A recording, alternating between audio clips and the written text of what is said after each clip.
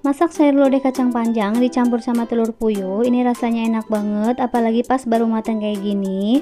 Nah, buat teman-teman yang pengen tahu cara bikinnya seperti apa, silahkan klik link yang ada di deskripsi ya.